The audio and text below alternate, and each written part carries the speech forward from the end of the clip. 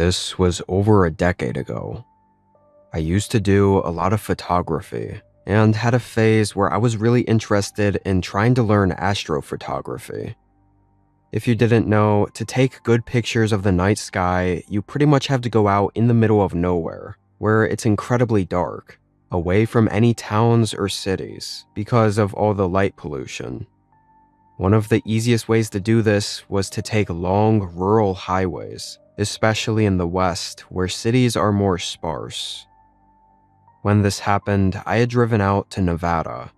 Aside from Vegas and Reno, a lot of Nevada is empty, which was perfect for what I was trying to do.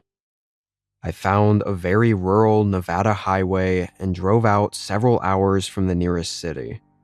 I passed by a couple small towns of like maybe 40 or so buildings, but really, there was nothing out where I was. I car camped on the side of the road until the sunset, then drove another 30 minutes during the night until I found a spot that felt like it would be good. I parked off the road and started setting up my stuff. Parking right by the road was no big deal at all, because no one else was gonna come through. I walked a couple steps away from my car, and already I couldn't see anything. It was pitch dark, to the point I couldn't even tell the landscape I was in, whether it was hilly, flat, or had mountains in the distance. And it was silent, like really silent. Not a single sound at all. I set down my tripod and attached the camera, then started messing with the settings. Without getting too technical about it, essentially turning the ISO setting up on the camera allows for more light to come in, which lets you see better in the dark. For astrophotography, this is an absolute must, so you can capture all the low light level from all the stars. So I started turning it up as usual. I still had the camera on the tripod facing forward, but as I was turning it up, I started to see something on the screen. I knelt down a little closer and continued raising the light levels. The image was fuzzy and still very dark. The landscape in front of me looked like flat desert with some dry brush scattered around, but it really looked like a figure was standing in the dark, just 30 to 40 feet in front of me. I looked up from the camera, but it was genuine darkness. Couldn't see any shapes or anything. So after a moment, I looked back down at the screen. It was gone. I was absolutely sure whatever that figure-like shape was that I had seen was not there anymore. I physically jumped back and stared at the darkness, eyes wide open and listening for footsteps or any sounds of anything moving. To be clear, by this point, I was not fully convinced what I saw was a person. Yes, the shape of the figure looked like it was the silhouette of a person, but out here with no other parked cars or anything, it was just so unlikely that I still thought it must have been something else. Maybe an animal or something that just looked off in the dark.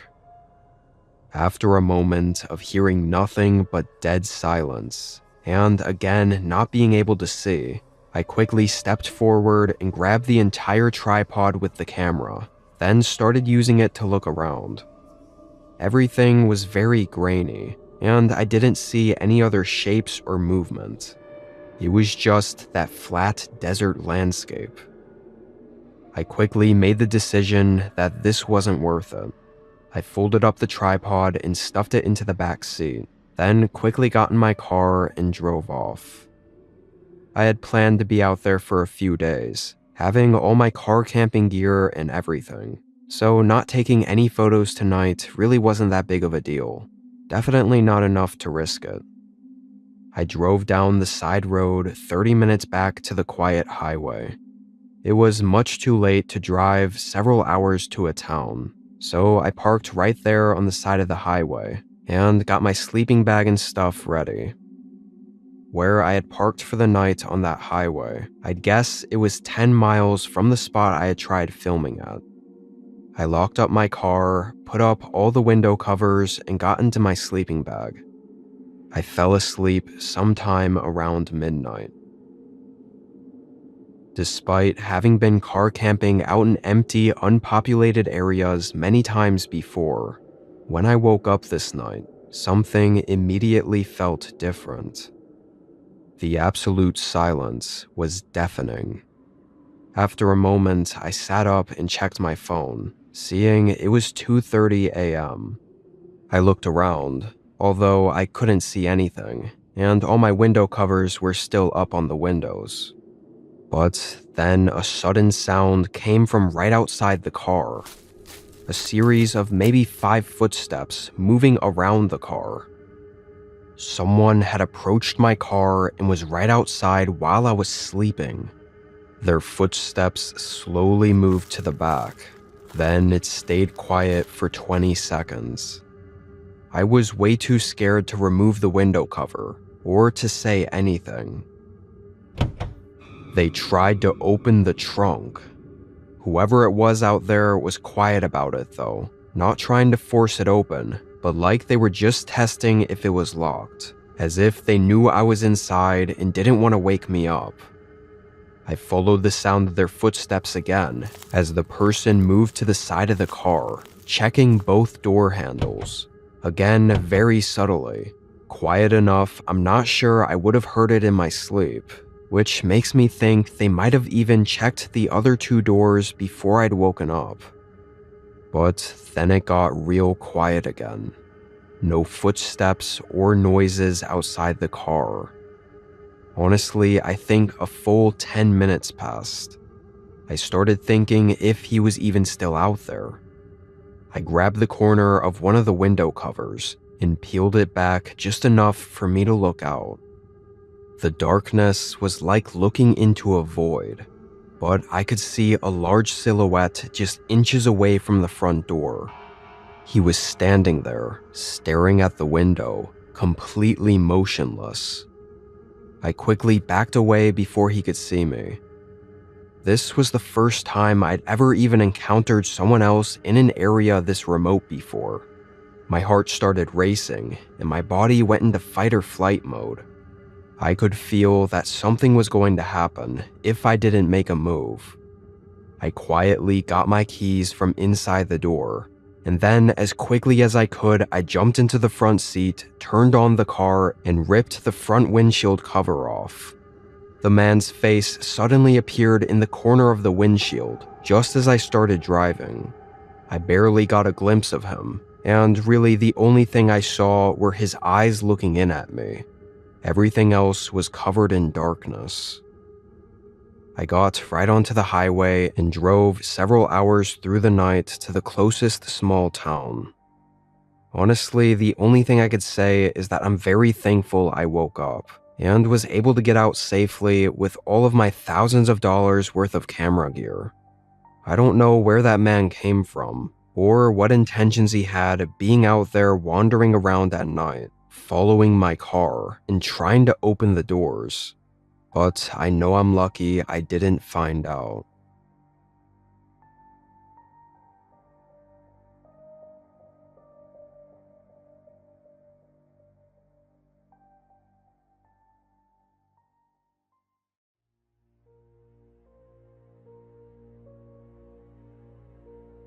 I'm in my early 30s, and recently I've gotten really into dispersed camping. Essentially, packing a tent and camping gear into my truck and then driving out and camping on public lands. Sometimes it was on small trails off the side of a highway or on forest roads. Either way, I loved it. This was during a drive where I actually had a destination, which was my older sister's place in Bend, Oregon. Along the highway on my 3rd night of driving, I pulled off on a small trail with a few dispersed camping spots, just flat areas to park and set up at.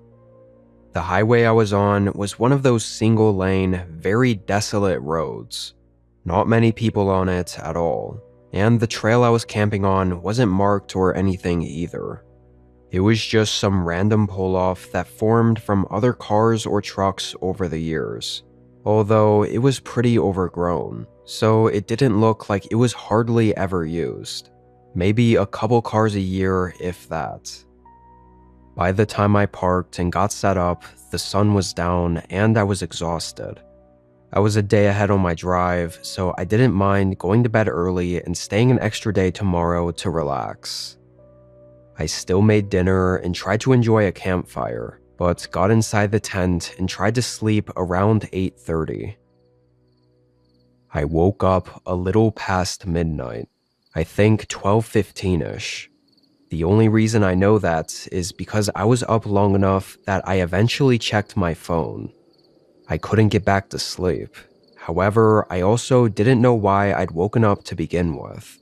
Maybe my body unconsciously heard something while I was sleeping, but for a whole hour I laid there awake with no idea why I couldn't sleep, until I heard a scream. It was for sure a woman's voice, and it sounded pretty far, but I couldn't tell how far. It seemed to come from the direction of where the highway was, about a half-mile away. After that one scream, though, there was nothing. Complete silence. Don't get me wrong, it freaked me out, but I think as time passed, I started to second-guess whether it really was a woman, or if I had mistaken an animal call. Where I was, the chances someone else was out here, not just driving, and screamed just once. It didn't add up. Eventually, with the silence, I fell back asleep. In the morning, and that whole day really, nothing happened. It was a relaxing, chill day hanging out at the campsite. However, as soon as the sun went down, I heard it again. That scream. I had just started my campfire and was wide awake and heard it as clear as day. It 100% came from the road. Obviously, writing this back, I definitely should have just left or at least not done what I'm about to tell you. It was stupid, but I decided to walk out a half-mile to the highway and look around. I think because the sun had just gone down, it felt safer than going out truly in the middle of the night. And I felt I either had to check now or never check and never have answers. What if it was a woman needing help? And honestly, I thought the worst that could happen is I get there and see something that I don't like and just run back to my truck and leave. Anyway, I got my flashlight and I walked out there, hearing her scream and yell every couple of minutes, and each time it was louder, so I was definitely getting closer. Until, just as I was getting up to the highway, I realized I hadn't heard her scream in a few minutes. I walked up and onto the shoulder of the road. It was dead quiet and completely deserted. Every direction I looked was either empty road or pitch black forest. The lack of sound was almost more unsettling than the scream I was hearing. I stayed there for a good 4 or 5 minutes before getting too uneasy and starting to walk back. The walk back felt long and, well, uncomfortable. There was that itching feeling like something wasn't right, but I didn't know what to do about it. The fact the scream stopped once I got up to the road was a disturbing thing to think about. Like, had someone seen me? The woods stayed quiet, though, and eventually I could see my tent and campfire still burning. But when I got closer, I saw something move. There was someone at my campsite, a woman, walking around and looking through my stuff. She didn't look like she was trying to be sneaky or cautious, though. She actually looked so calm and unconcerned that it freaked me out even more. Why wasn't she scared of me coming back to the campsite? It made me hesitant to approach and confront her. And then she walked around the fire, sat in my chair, and didn't move. The woman was waiting for me.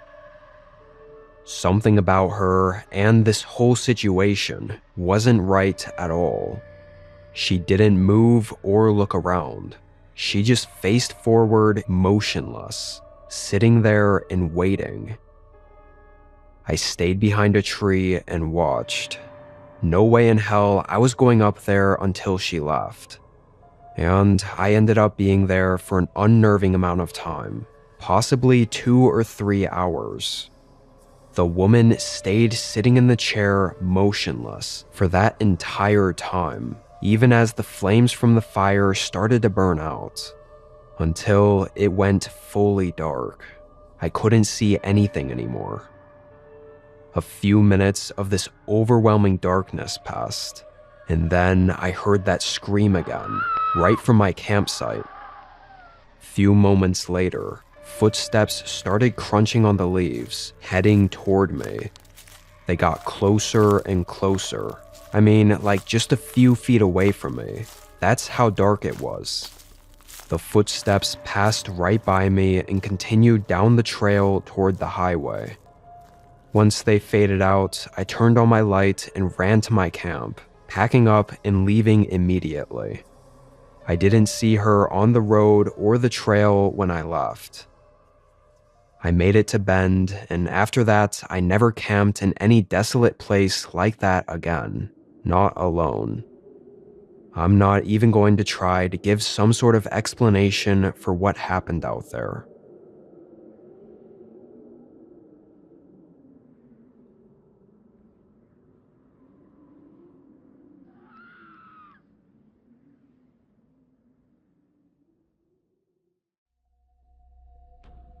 In 2017, I had a gig at a warehouse facility as the outdoor security guard, working at the main gate. The whole warehouse was fenced in, with only 2 gates, a main one at the front and a smaller one at the back. I always joked the warehouse looked like a prison, and it was far away from the main areas of the city.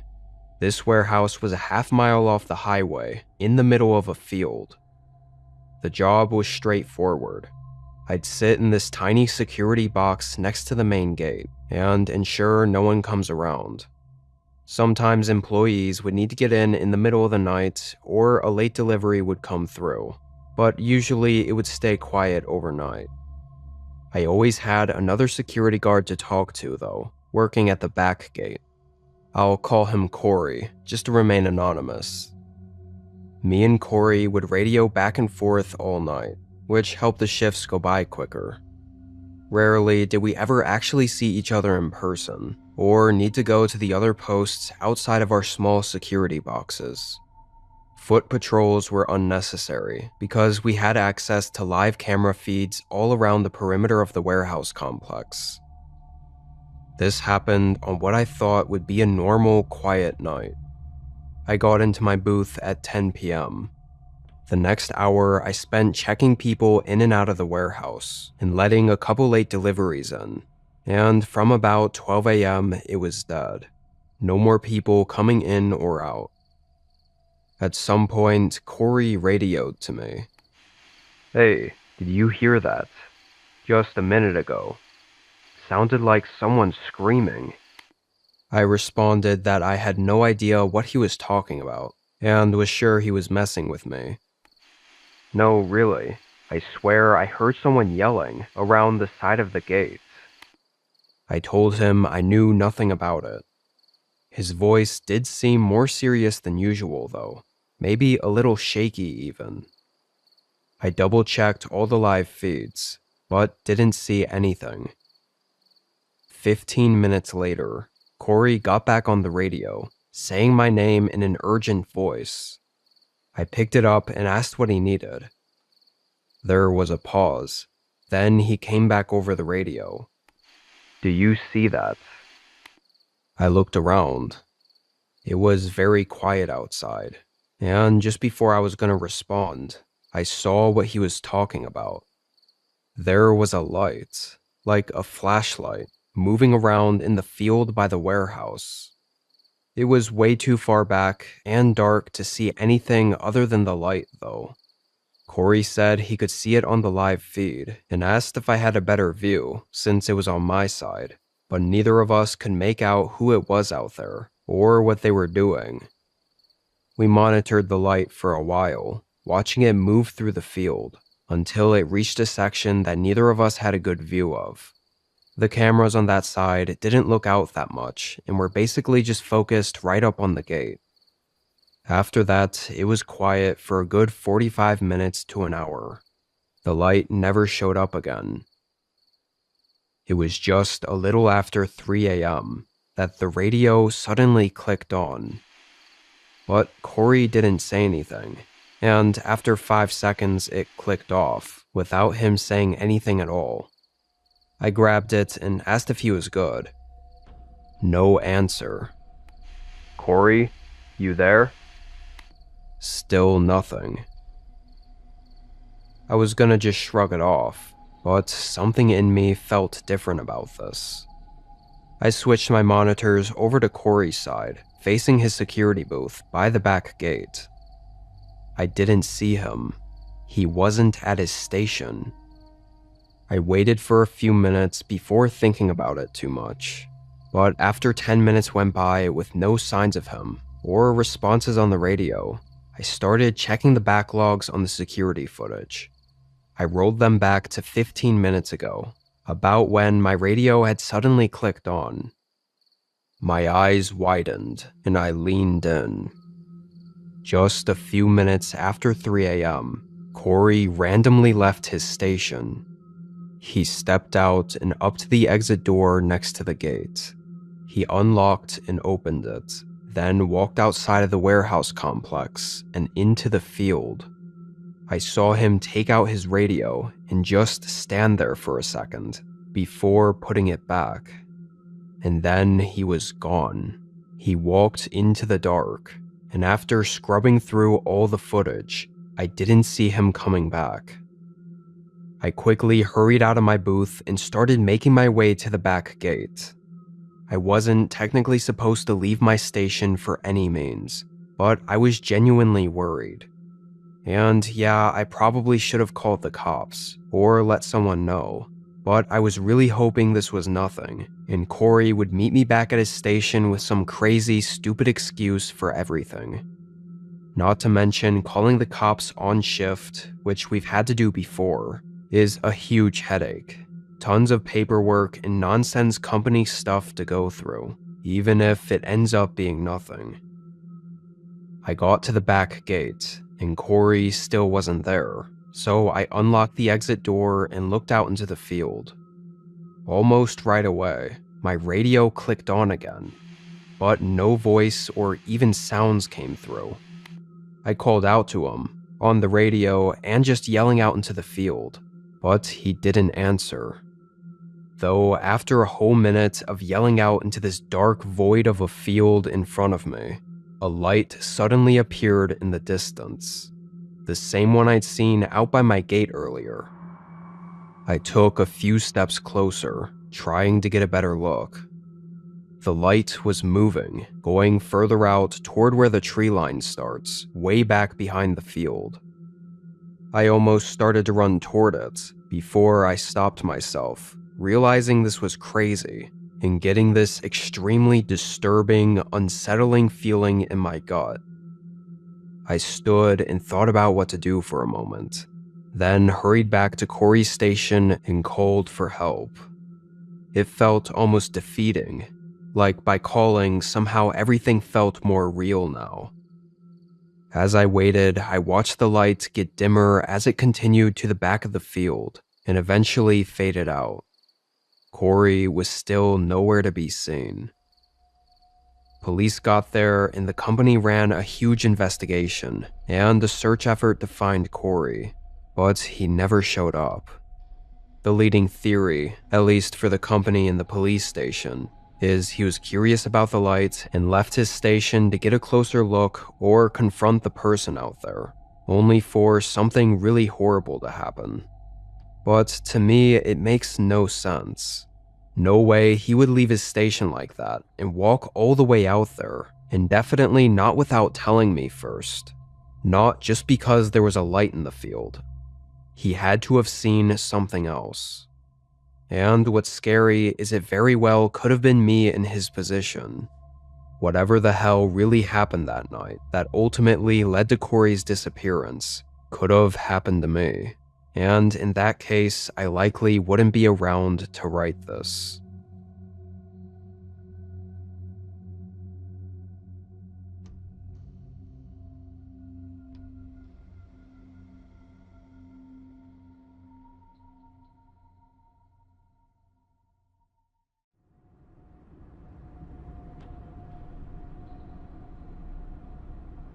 I had made a trip down to my brother's wedding on the East Coast and was driving back to the West. It was a very long drive, around 5 whole days. And to keep it from being any longer, I basically just drove for as long as I could every single day until I got tired. On the 4th day, I kept driving into the night, with the plan to pull off at a motel whenever I felt like I needed to. It was around 10 p.m. when I got to a portion of the road that was very barren. No other cars, no semi-trucks, and just empty, desolate roads. I actually was a little worried about how long I'd have to go before the next motel, because my phone had no service on this stretch of road. At least I chugged a couple of energy drinks, so I was pretty wide awake for the time being. I drove for 30 minutes without seeing a single other car on the road, when all of a sudden I saw someone up ahead. It was a woman on the side of the road, waving her arms at me like she needed help. She was kind of hunched over, and her clothes looked dirty and disheveled, like she just crawled out of the woods and was possibly injured. I was driving so fast and she came up into my headlights so suddenly that I initially just sped past her. The longer I continued down the road, though, the more guilty I felt. Way out here, isolated from everyone and everything, with no service. If she needed help or was hurt or lost, and I didn't help her, I was essentially leaving her out to die.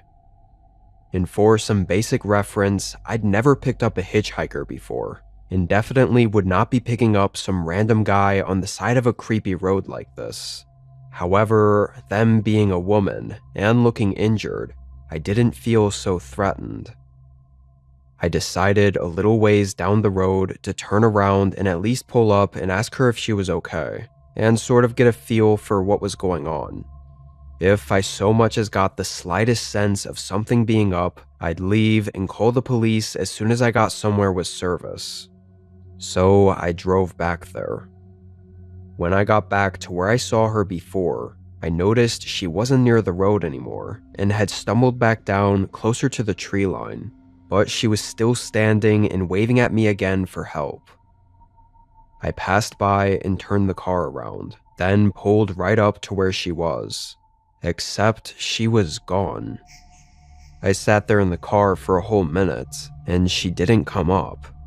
It was like she had just disappeared in the minute it took for me to turn the car around and pull up.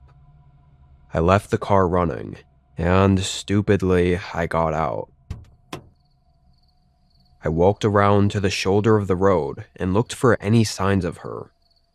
It was dead quiet outside, and pitch dark aside from my car's headlights on the road. Past maybe 5 feet into the trees, I could hardly see anything. Until something moved. I only saw a shape shift in the trees ahead of me, and as my eyes started to adjust and focus on it, I realized it was the woman.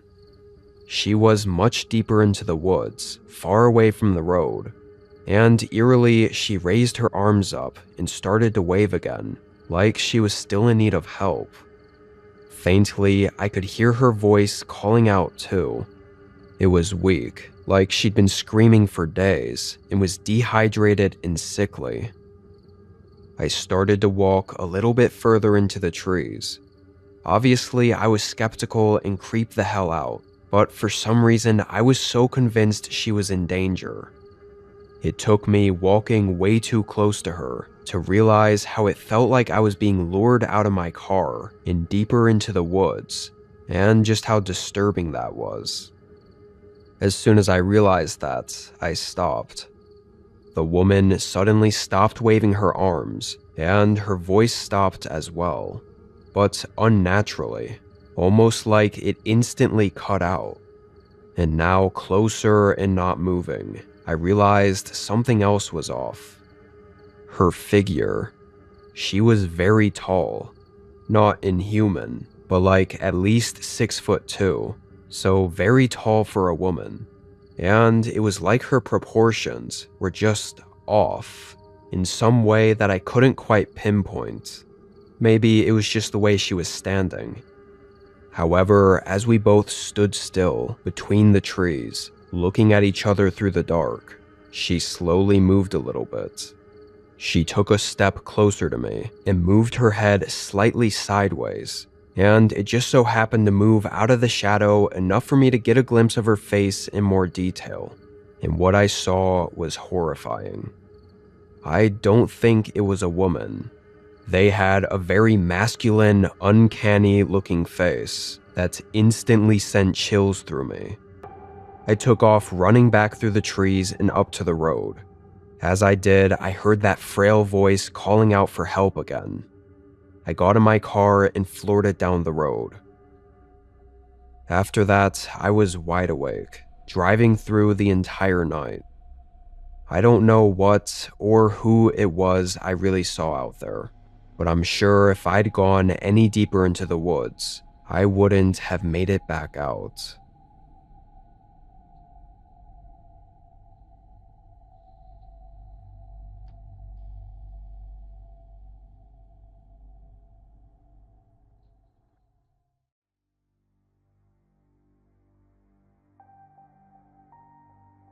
This was back when I was 15, and over summer, my parents went on a yearly business getaway trip with my dad's work. A few years before this, we'd moved into an older house that had been in my dad's family for a long time. It was on a large wooded property, and up until then, they had been renting it out. But the place started to have too many problems, so I guess my parents decided to move into it. That way they could save money on not having a mortgage or rent payment, and could use the extra money toward fixing up the place. The obvious downside was we had to live there while things broke all the time. They made tons of renovations, but it was just so old and massive that you really couldn't change everything, and it still had that old, musty feel to it. Even the renovated parts felt off because you knew underneath it all, the place was still that same 150-year-old house. I honestly never really liked it, and neither did my parents, but we dealt with it. Back to what happened though. My parents were gone for 4 days, and being summer break, I didn't have anything to do. I'd wake up, make a bowl of cereal, and hop on the PlayStation all day, and repeat that pretty much every day, whether my parents were home or not.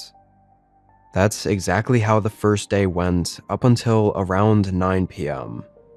I don't remember if I was actually in the middle of playing something, but I know I was in my room with the TV screen on, either gaming or watching YouTube or just hanging around the room, when suddenly everything went dark. I immediately knew the power had cut out. I got up and opened the door, then just stood still for a second, unsure what exactly to do. I hoped it would fix itself and just come right back on in a few seconds, which is usually what would happen when the lights went out like this. But I also had no way to really know if this was a house problem or an area-wide problem, because looking out the windows, I had no view of any other houses. It was just woods as far as I could see in all directions. I turned my phone light on and started walking through the hall and down to the first floor. I don't think I even have to describe how creepy this old place was without any power on. It was dark, quiet, and unsettling. The house constantly creaked, and every long, unlit hallway was disturbingly pitch dark.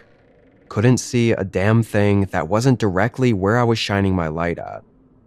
Worse yet was my mind constantly reminding me that I was in some old, massive house in the middle of the woods, with no help even remotely close. I held myself together pretty well, though. I ended up sitting close to a big window in the living room that let in just a tiny bit of moonlight, so I wasn't in absolute darkness. Then I texted my parents.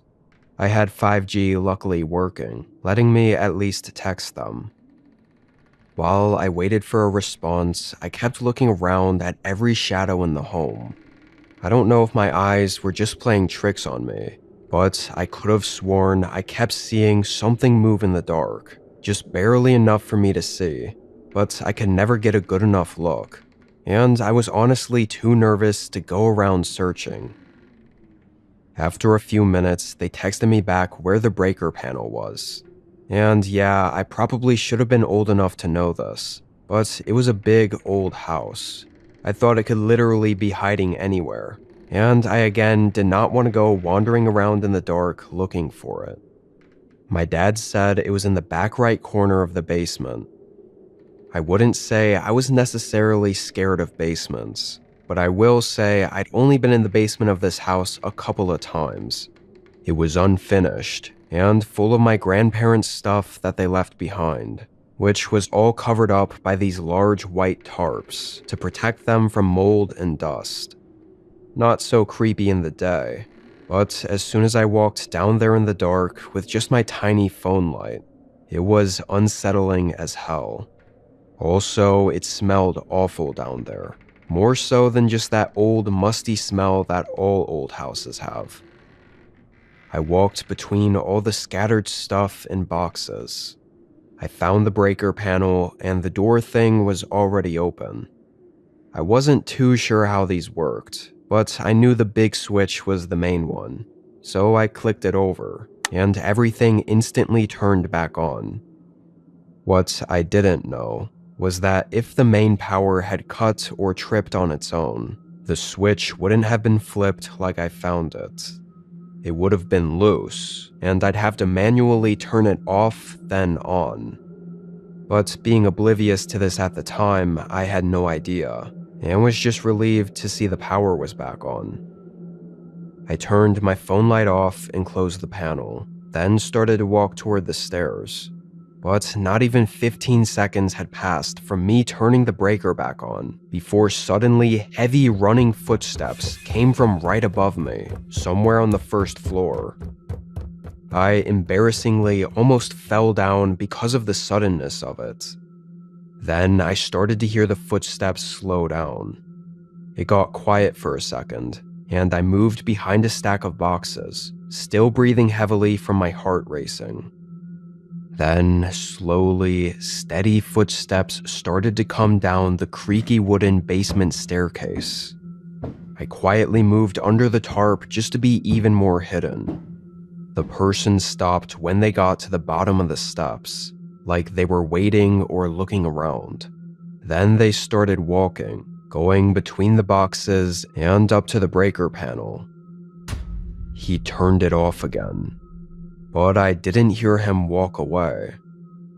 For maybe 5 whole minutes, there wasn't a sound at all, like he was just standing there and waiting. I was sure he knew I was down there, which was fucking terrifying. But when he started moving again, it was very quick. The guy just began sprinting through the dark, straight up the stairs and slammed the basement door shut. I quickly took my phone back out and texted my parents. I know, I should have gone straight to contacting the police. But to be fair, I didn't even know you could text 911, and so I thought it was safer to text my parents to call them for me, so I didn't have to make any noise. From the moment the guy ran upstairs to the police knocking on the door, it was about 15 minutes. The guy was gone, but they did find that the cellar doors, those old flip-out ones on the outside of the house that led to the basement, had the padlock cut off. No idea when that happened, because I never heard it. My parents came home immediately, and over the next few weeks, we were in contact with the police almost every single day. The problem was that we had no idea why the person broke in, or what he was doing with the power, or really any reason for anything that happened that night. so the whole case went cold. I still find it incredibly disturbing to think about that first 15 minutes of the blackout, when I was sitting in the pitch black, seeing shadows moving around in the dark, now knowing that he was up there with me. We moved out a few months afterward, and my parents sold the place, so I never had anything else happen, and haven't heard anything since then.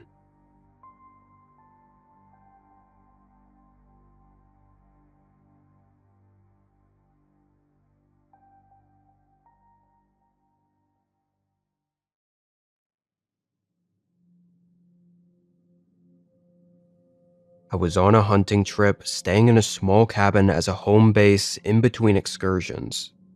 The cabin was really just a wood shelter. It had nothing in it but 2 bunk beds and a single window.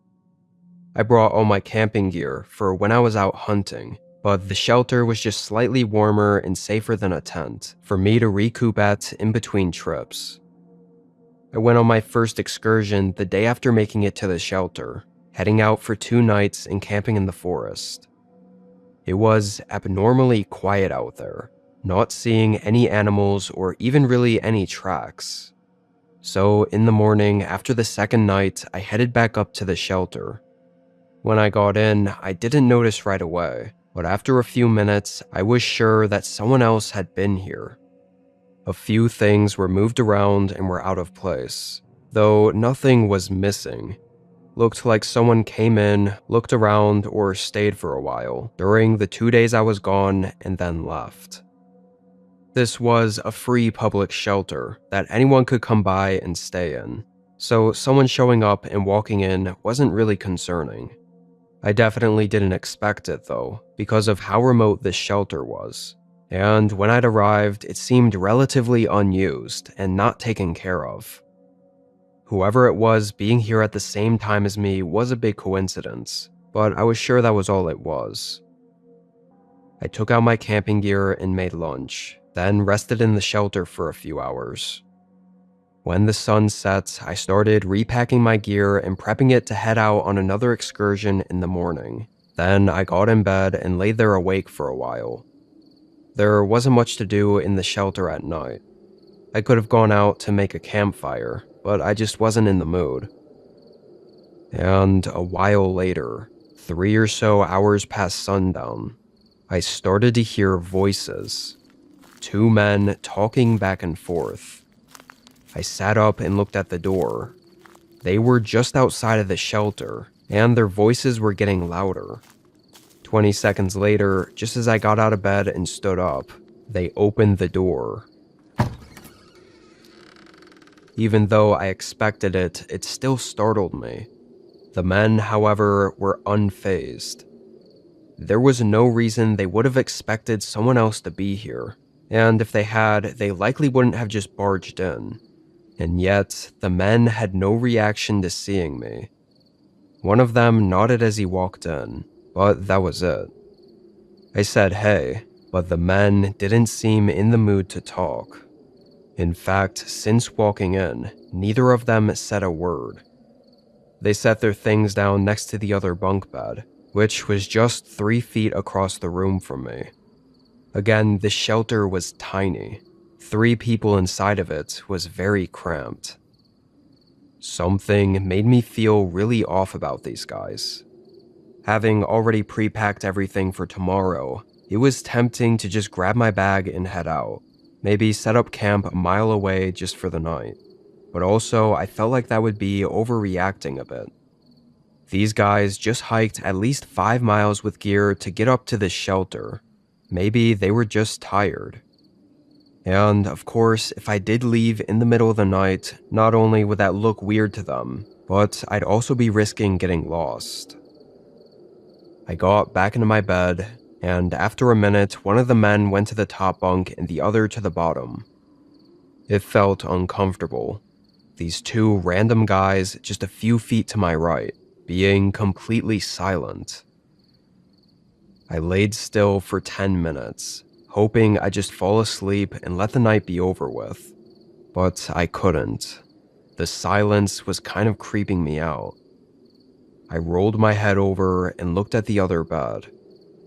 One of the men was staring right at me, like he'd been looking at me the whole time. I quickly moved my eyes back to the ceiling. What the hell? I was too creeped out to look again, but there was actually a part of me that was kind of upset, mad even. Why did these guys have to be so creepy and strange? Why not just say hello and be friendly like everyone else that I usually ran into in the backcountry? This shouldn't have had to have been this uncomfortable.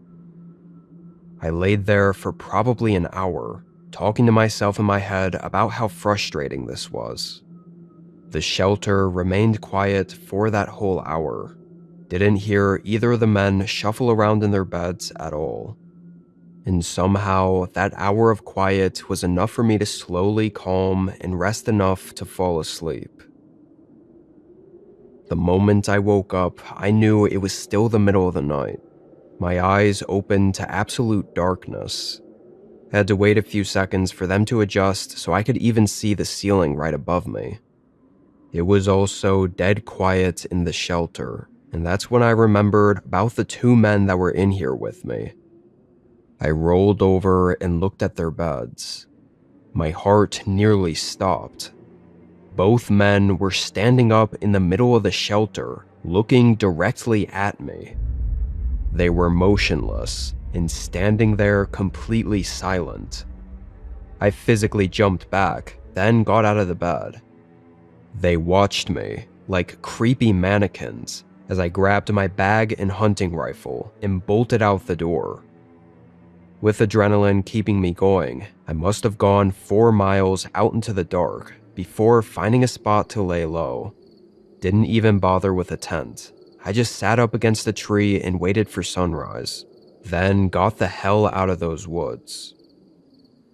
I don't know what was wrong with those guys, or what was going on with them, but I honestly think if I didn't wake up when I did, I probably never would have.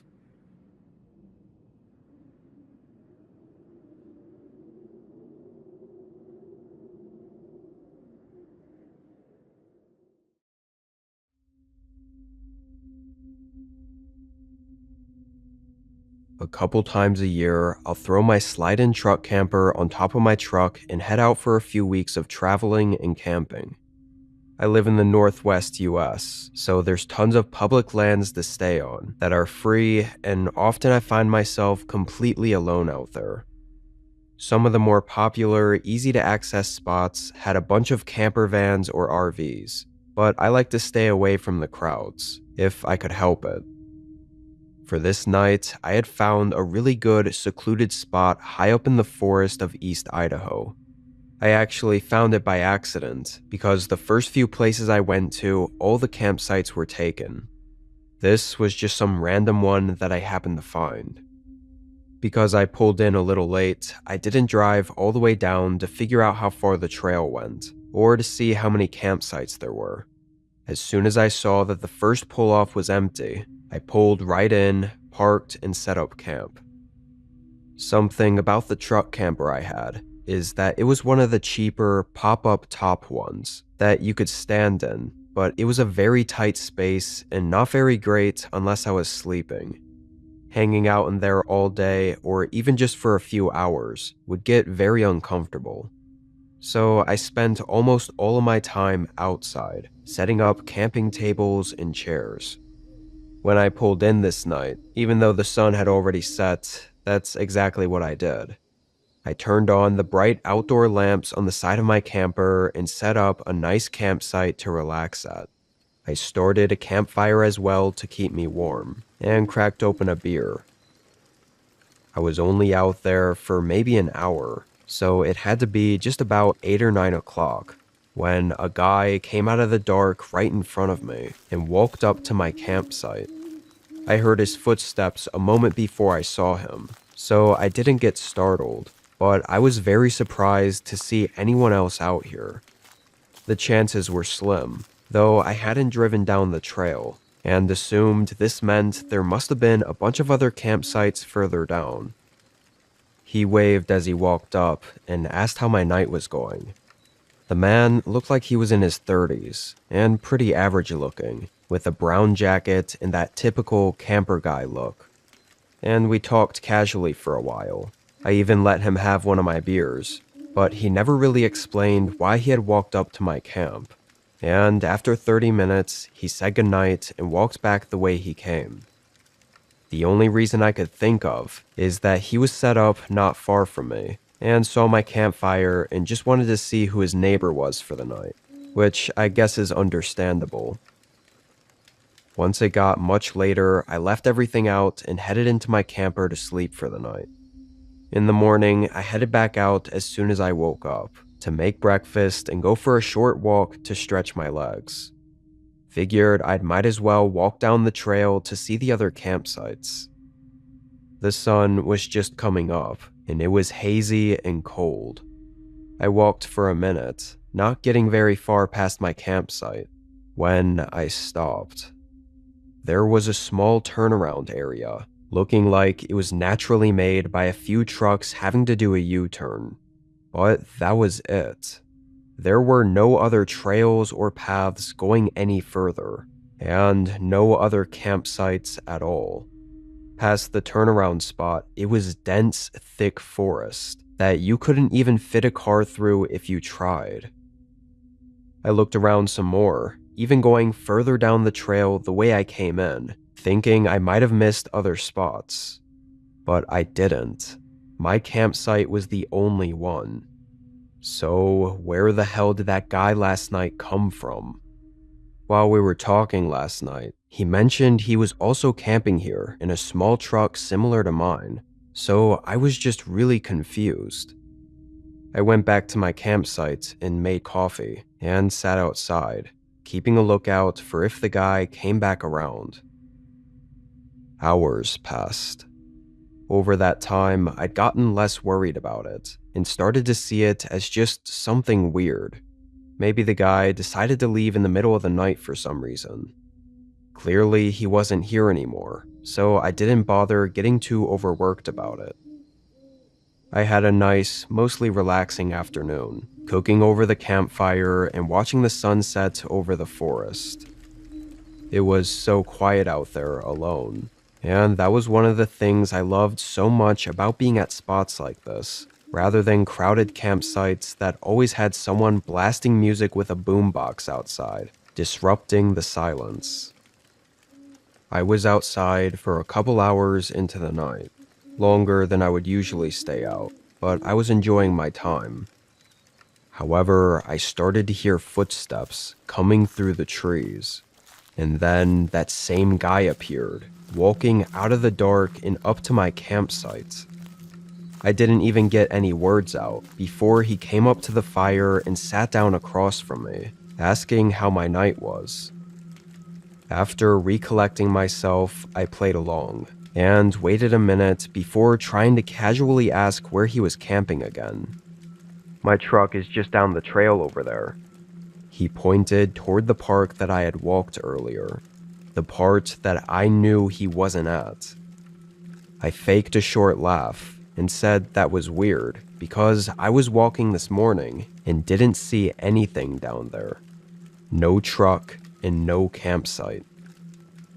The man's smile faded a bit, and he had a more straight, serious face. "Huh, that is weird," he said in an unsettlingly calm, unbothered tone. There were a few moments of disturbing silence, neither of us speaking and just sort of looking at each other, trying to figure the other one out. Then he asked me, "What else did you see out there?" The way he said it genuinely scared the hell out of me. Like there was something else out there I could have seen that he didn't want me to know about. I nervously said nothing, that it was hazy out, and that, yeah, I didn't see anything else. He maintained eye contact, his face stiff and not showing any emotion for several seconds. Then he smiled. "Well, if you'd like, I can show you to my campsite. It really is just right over there." He stood up and took a couple of steps, motioning for me to follow him. I said that I was good, but he responded that he could tell I was uneasy and that it would make me feel better to know he wasn't lying. I held my ground and said no. I could tell that really bothered him, but he tried not to show it. He then nodded, then looked like he was thinking for a second, before walking away, back into the dark. As soon as he was gone, I threw everything into my camper. I didn't even take the stuff apart or fold it up. I just shoved it all packed into the back and got in and drove out of there. I made a quick turn, and as I turned to drive away, my headlights lit up the darkness for a moment, revealing the man still outside of my campsite. He was standing there as if watching me the entire time, though he was now holding something. I don't know what it was or even what it looked like, because I only looked for a moment before the headlights moved off of him and I drove away. I don't know what was up with that guy, or what he was doing out there. Honestly, I don't want to know. The thought that I was out there alone with him, possibly moments away from something awful happening, is horrifying. I'd rather let myself believe he was just a weird guy up to no good.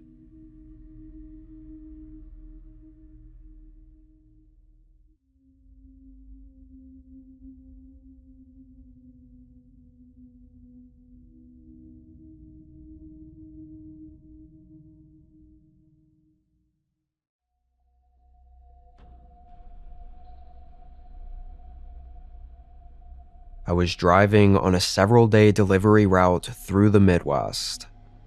I've made this same drive hundreds of times before, and nothing was off about the first part of the night.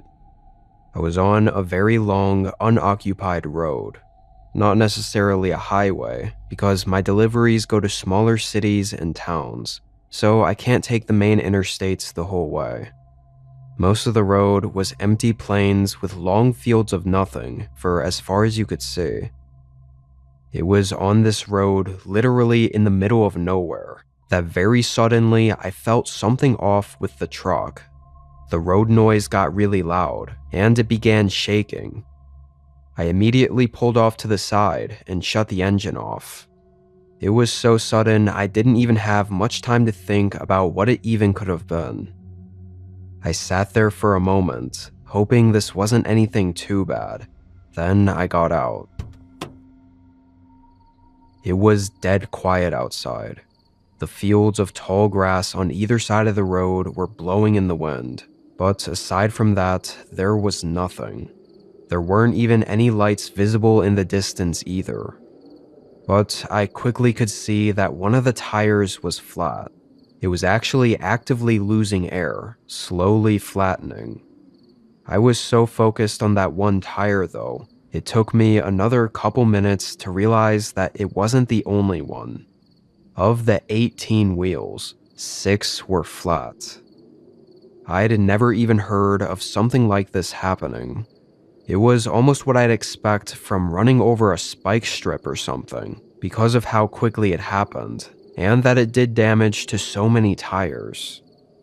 Should go without saying that I didn't have any way to fix this on my own, so I pretty quickly got my phone out and called for roadside assistance. Stuff like this is really infuriating as a trucker, because it's just a big waste of time that I don't get paid for. Of course, being so far out in the country, assistance was about 2 hours away, and that was just the estimate they gave me. There was a pretty good chance it'd be twice as long. I took the opportunity to yell out my frustrations into the nothingness, which I'm very glad no one was around to hear. Then I got back into the cab and started waiting. 30 minutes went by, and the road stayed just as quiet. Not a single car came through. I was on my phone, scrolling and checking emails and whatever, when I saw a light show up in the side mirror. I just noticed it in the corner of my eye, but I didn't actually glance up at it, assuming the car was going to pass by in a few seconds. About a minute later though, I suddenly looked up from my phone, realizing the car never passed me. But in my mirror, it was empty. The light was gone. I even opened my door and looked back at the road. There was nowhere to turn around on this single lane road, and no reason to either. So how did a car just show up, then disappear before passing me? I wasn't scared by it, but more just thought it was kind of freaky. Because I was stranded on a desolate road. I rubbed my eyes and grabbed an energy drink from behind the seat, then got out to get some fresh air. I walked around to the side of the truck that was along the grassy field, leaning up against it and just waiting some more. I was only out there for 10 minutes, trying to keep my eyes open, when I heard the grass move. Not like wind blowing it around like it had been all night, but like something moving in the grass. It triggered something in my head that got me to stand up straight and look wide-eyed at the field, but I didn't see anything. And then, 15 seconds later, a voice suddenly called out from the other side of the truck. Scared the hell out of me. There was a guy on the road at the back of the trailer, looking around the truck at me and asking if I was alright. I was immediately put off by the fact I did not see a car behind him, so how was he out here? He started to walk up to me. The man looked mid-40s, with a gray beard, and very, very tired. Something about his look was just unsettling and creepy. He asked me about the breakdown, and if I was good. I said I was fine and that help should be here in any minute, lying in hopes the guy would leave. Even if he had good intentions, there was nothing he could do anyway. But weirdly, he kept asking questions and wouldn't leave. I also noticed his eyes kept darting back and forth, looking at me, then at the field next to us. It was then that I felt very threatened and uneasy, and knew I needed to get back inside the truck. I keep a concealed carry between my driver and passenger seat, so being inside was much safer in case I needed to protect myself. I started walking around the truck, and the guy followed me. Felt like he was trying to keep me from getting in. However, once I was around to the driver's side and got into the driver's seat, I didn't see him. He had stopped talking and wasn't at my door. It was suddenly dead quiet again. I looked out both mirrors and he wasn't along the side of the truck, and again with no cars around, that means the only place he could have gone was into the field of grass. The more I thought about it, I got really freaked out and unholstered my piece, keeping it in my hand for the next 2 hours. Finally, when assistance came, we got everything situated and I was eventually able to get out of there. I actually talked to the maintenance guy about the weird encounter, and he said he also had something really weird happen to him on this road as well. He said just a few months ago, he had gotten a similar call to mine from a young man driving on this road and saying that all of a sudden his tires popped. It took the maintenance guy about an hour and a half to get there, and when he did, he found the car on the shoulder with all 4 tires flat, but the caller was nowhere to be seen. He was just gone. Apparently, he drove up and down the road looking for him, but eventually left it to the police to figure it out. Makes what I experienced much more than just being creepy though, thinking about what that guy's true intentions were, and if he was even alone out there. That night could have gone a whole lot differently.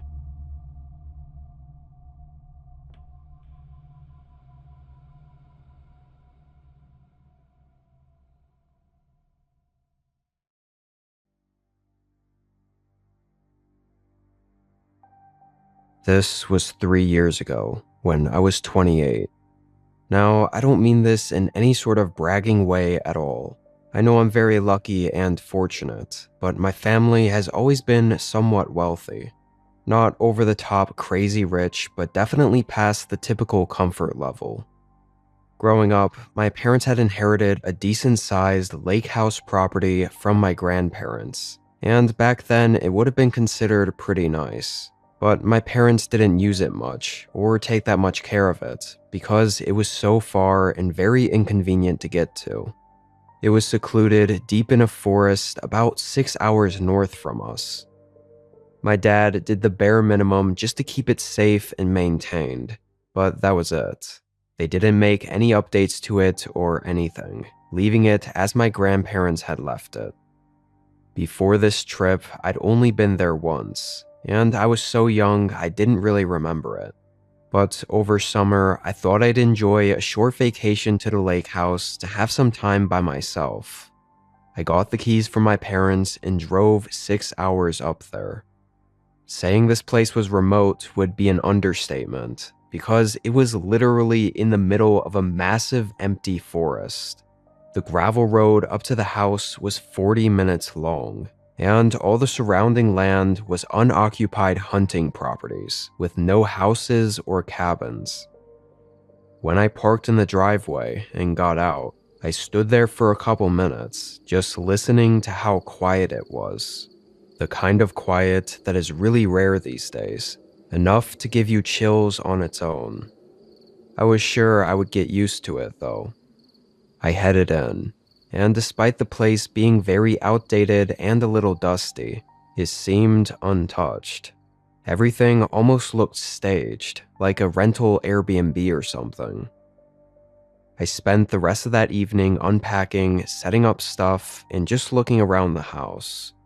At night, I sat on the balcony and looked over the small lake for a while, then went to bed.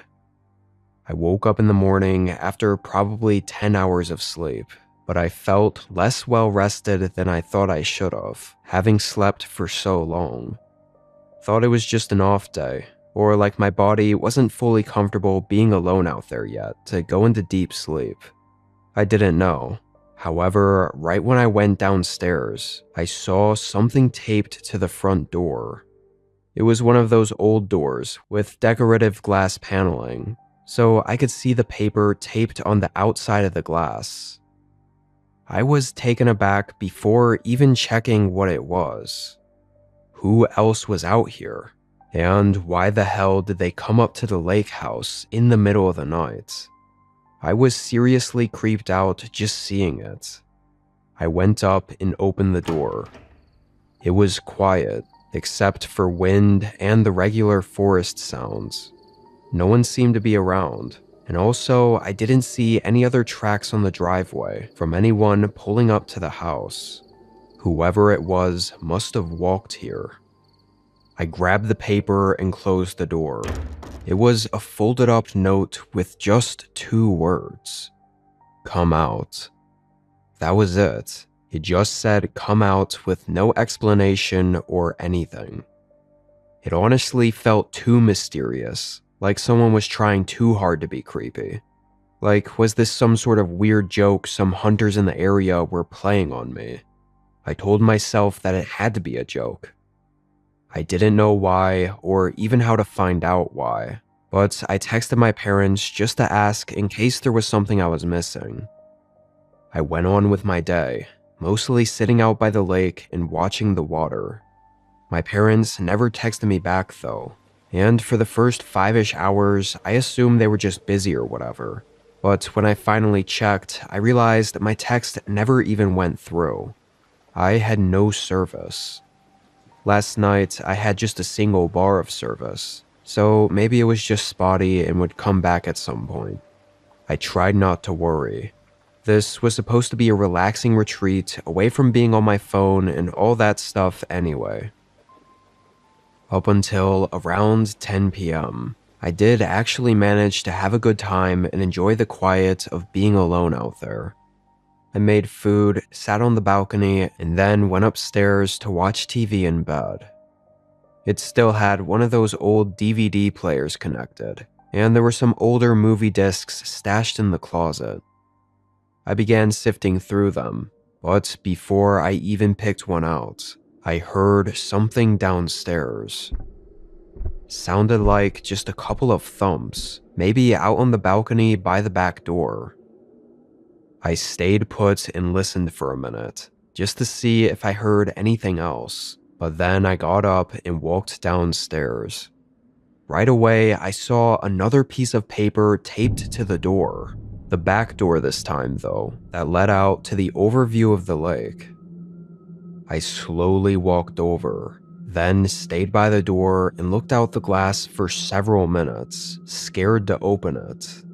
I never saw anything, though. I checked out the other windows and stayed very on edge for 30 minutes before finally opening the door to grab the note. It was the exact same message. Come out. Now, this was very clearly not some joke. I wanted to leave, but the problem was the note literally telling me to come out. And seeing as both times this person visited in the middle of the night, it felt like a death sentence to leave the lake house and run all the way out to my car. What if the person was still out there? I mean, they likely were, probably in the dark, watching the house right now. I went around checking every door and window, being absolutely sure everything was locked. Then I went back upstairs to the bedroom and locked myself in. It felt safer up there, without all the big windows everywhere that someone could be looking at me through. I told myself I'd wait out the night and leave first thing in the morning once I was sure it was safer. I stayed up very late. 3 or 4 hours passed when I got that second note. I think it was 2 a.m., and I was sitting on the bed listening to the calm lake outside. My eyes were heavy, and I hadn't heard anything that whole time. I very slowly started to drift asleep. I don't think I was asleep for long, just a few minutes, when my eyes shot back open, hearing a loud thump. Then there was another. I stared at the ceiling, listening to slow, heavy footsteps walk across the roof on top of the lake house. They came from the front of the house, slowly making their way closer, before the footsteps stopped right above me, like directly above where I was on the bed. There was about 30 seconds where it was quiet, and in that time I realized something. My eyes shifted behind me, at the door to the balcony that was connected to the bedroom I was in. I suddenly heard something drop from the roof onto the balcony. I ran right out of the room, got my keys, and bolted to my car, leaving everything behind. I drove into the nearest town and to the police station. A few officers went to the lake house in the morning, and they really didn't find anything, except for that the balcony door in the bedroom was wide open. No more notes or signs of stuff being stolen. I have no idea what happened to me while I was at that lake house, but I haven't been back, and I don't think I ever will be.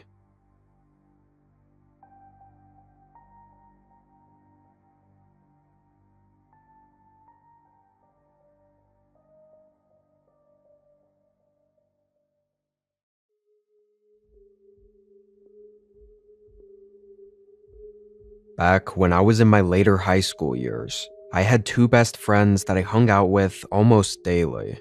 I'll call them Brian and Chase. Now, Chase had really strict parents, at least compared to me and Brian. He always had some sort of curfew for when he had to be home by, and we were never allowed to go over to Chase's house to hang out or whatever. It never bothered us. Honestly, I don't think we ever even really thought about it much, since we would just hang out at either mine or Brian's house. But one weekend, Chase randomly came up to us and told us his parents were gone for both Friday night and Saturday night, and that we could come over to his place to hang out, or maybe even sleep over, since we'd have it all to ourselves. Obviously, me and Brian were on board with it, and didn't even think twice. What teenagers wouldn't want to have a house to themselves to do whatever the hell they wanted, without parents constantly keeping watch? After school that day, I headed home and got some of my sleeping stuff, like a toothbrush and a spare pillow. I realized I never even knew his address until that day when I texted him, asking where he lived. I didn't have a car either, so I had to bike there. He lived about 20 minutes from me in a neighborhood I was unfamiliar with. I actually met up with Brian on the way there, and we both biked to Chase's house together. It was on a forested road, one of those neighborhoods that almost felt hidden from the rest of the town. Each house was separated and had trees covering every inch of the property. And both me and Brian were pretty shocked when we finally rode up to the address Chase had given us. It was a huge house. Hell, I'd even consider it a mansion. Sort of old, like it'd probably been around for 100 years. I almost didn't believe this was where he lived and thought this all might have been some weird prank. But Chase came outside and showed us in. The house was very well taken care of on the inside, though it was still very old-fashioned.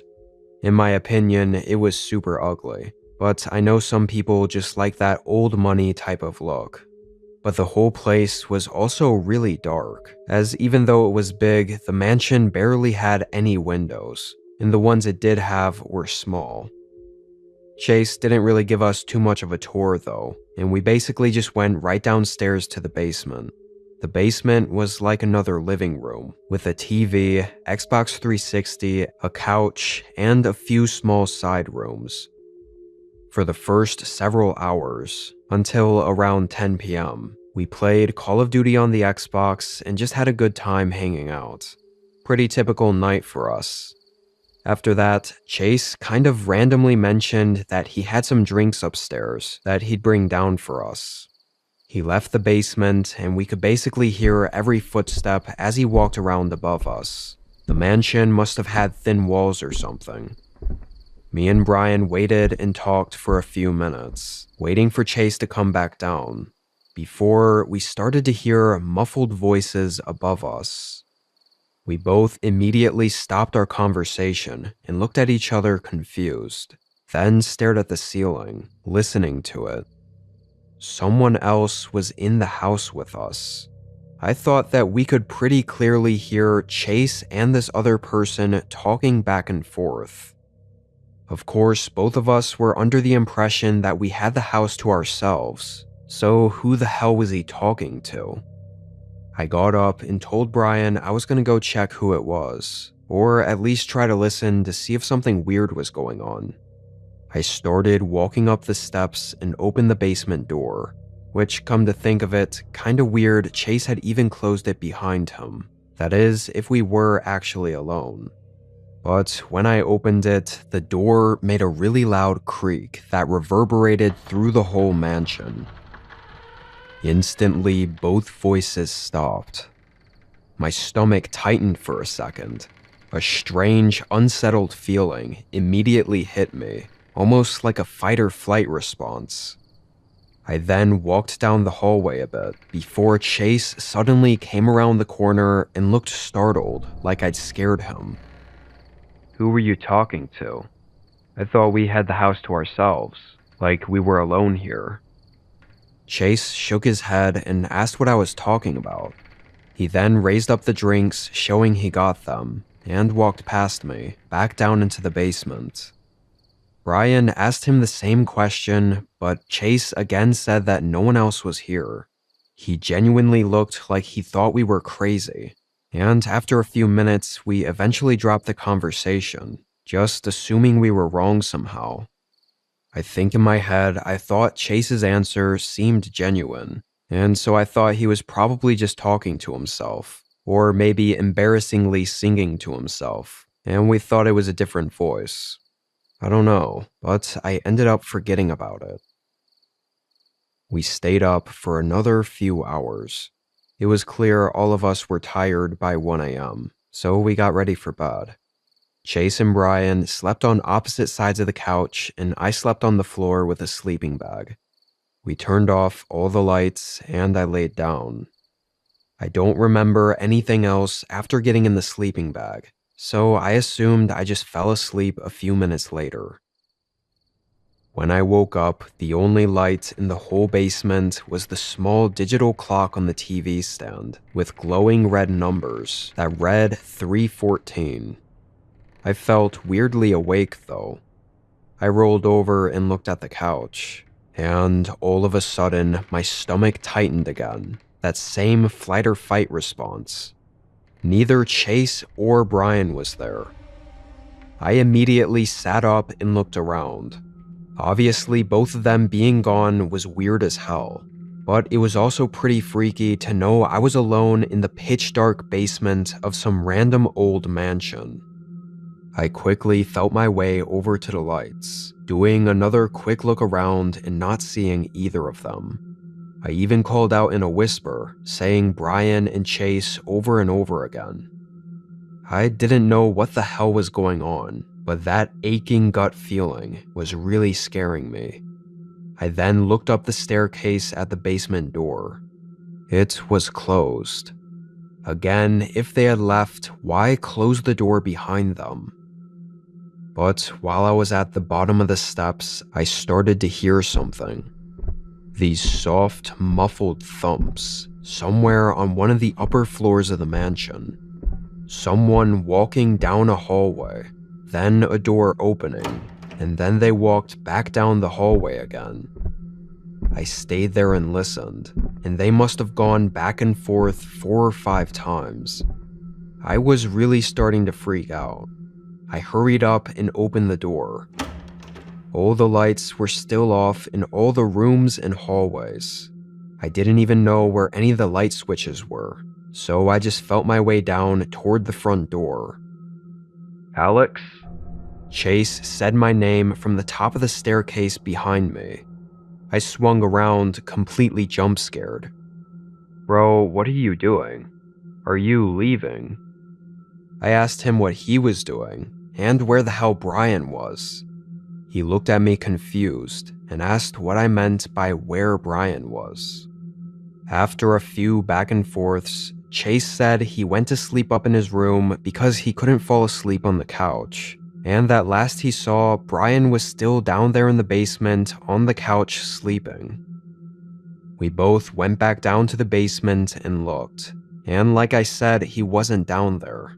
Then we turned on all the lights and looked in every room, but he was not in the house. Also worth mentioning, I didn't find anyone else in the house either. I then decided to go outside and look at our bikes, assuming he must have left for some reason. But Brian's bike was still right there next to mine, just off the driveway in the bushes, right where we'd left them. Me and Chase searched the house for 2 hours, until 5 a.m., before finally realizing this was serious and calling the police. The whole thing was a mess. Chase's parents were furious and cut all contact between me and Chase, probably figuring I had something to do with it. I hoped Brian would show up in the few days following, but he didn't. Weeks and then months passed. They didn't even find any clues or signs of break-ins the night he went missing, and both me and Chase claimed to be sleeping. But I keep thinking back to hearing Chase talking to someone upstairs, and the thumps I heard, and just feeling like something else was going on in there that was hidden from me. Also, why did Brian go missing and not me, or Chase? Or what if I'd woken up sooner? Maybe things would be different. I don't know. I never talked to Chase after that, and I never got any answers.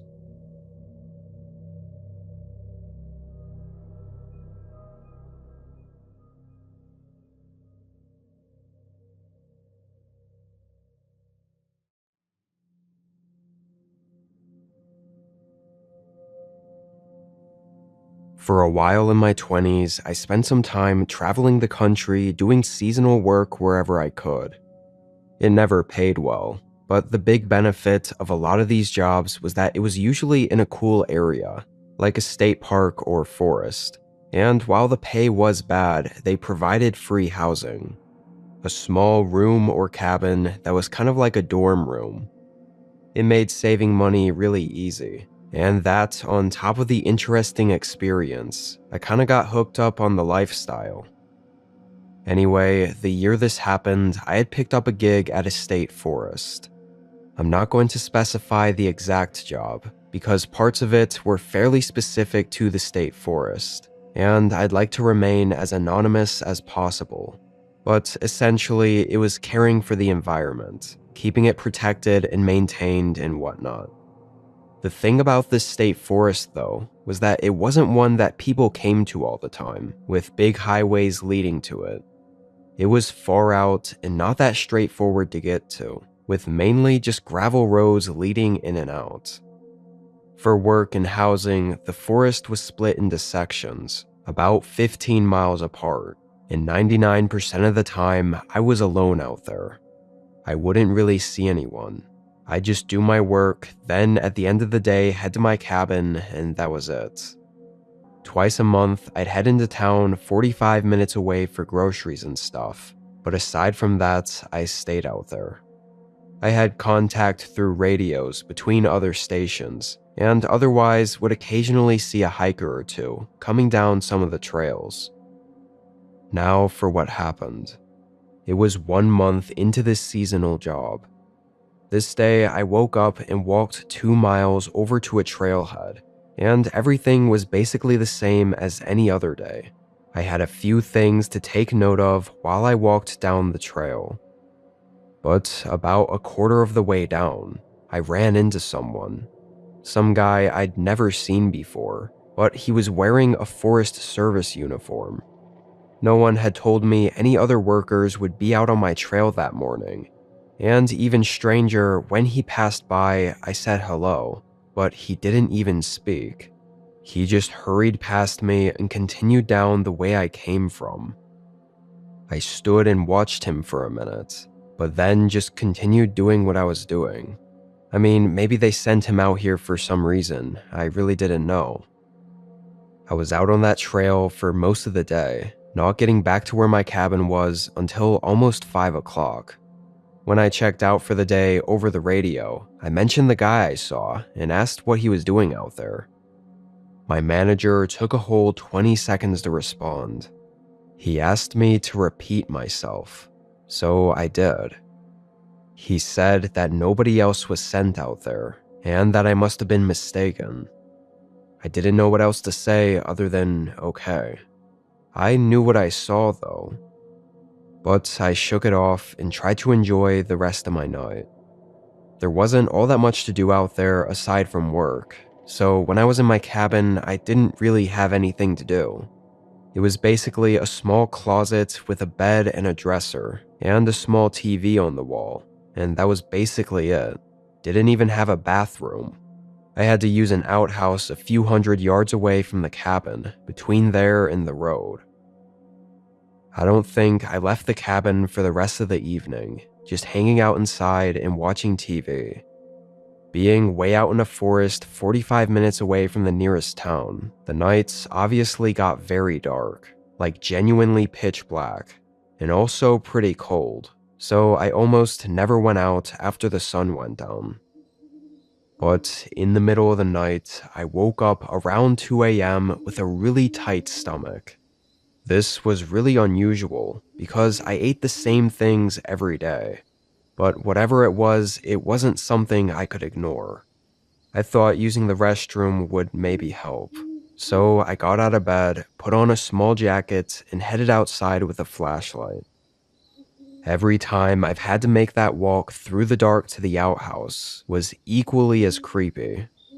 I always started out walking slow, pretending like I wasn't scared, but would end up speed walking the rest of the way. I got in and sort of realized this wasn't that kind of stomach tightness. I think it was more of the kind you get as a fear response. A knot in my stomach, like a vivid gut feeling that something was wrong. And then I heard something move outside, brushing against a bush and moving through the forest. And then it stopped. I didn't hear it move away or make any more noises. Honestly, I was scared it was a bear or mountain lion, so I just stayed put, hiding for a long time. Didn't have my phone on me, so I had no way to know exactly how long. At least 20 minutes. And eventually thought whatever it was had to have left by now, and somehow I just didn't hear it. I opened the door a bit and didn't see anything, so I fully opened it and stepped out. I made it maybe 10 steps into the dark before my flashlight picked up a man standing in the trees just off the side of the footpath that led to the cabin. It was the same guy wearing the Forest Service uniform. He looked tired, and his eyes had this glazed over stare. I barely muttered out hello, but when the man didn't move or speak, I lost my nerve and sprinted down the path to the cabin. I closed the door and stood in the middle of the room and stared at the door anxiously for an hour. I didn't know what the hell he was doing out there, or who he was, or honestly if he was even real. Maybe I was going insane. But just when I was going to take my eyes off the door, there was a knock. It wasn't rushed or heavy, just a light, regular knock. Scared the hell out of me though, because it immediately reinforced the fact that this was real. He knocked again. Then a soft, frail voice called out. He called out, "Please open the door and please help me," and other similar things. But something felt extremely off about it. He kept knocking. I didn't move or do anything, just frozen in fear. After 10 long minutes, it suddenly went quiet again. I literally stayed standing there looking at the door and waiting for the rest of the night. In the morning, when I opened the door, no one was there. I immediately ran to the outpost that had the radio and called in what happened. My manager tried to calm me down, but I could tell in his voice that he didn't believe me at all. In fact, he only made me more worried for some reason. I told him right then and there that I was done. I went back, packed all my bags, and got in my car, then headed into town to get a hotel for the day while I figured everything else out. It was while I was there waiting for a room that I met some older man who asked me about my work, seeing that I was wearing a Forest Service uniform. I told him about what happened and why I was in town. His face fell flat, and he told me a name, and he told me to look it up. When I did, I could feel chills go through my whole body. The first image that came up was a picture of a boy, a younger version of the man that I had seen in the forest. I was absolutely sure of it. There were a bunch of old news articles saying he had a Forest Service job at the same one I worked at and went missing a decade ago during one of his shifts. They never found him. I got out of town the following day and never went back. I genuinely have no idea what really happened, whether it really was the same person that went missing a decade ago, or something else. I honestly don't even want to think about it anymore, which is why I'm writing this. I hope it'll let me clear it from my head and move on.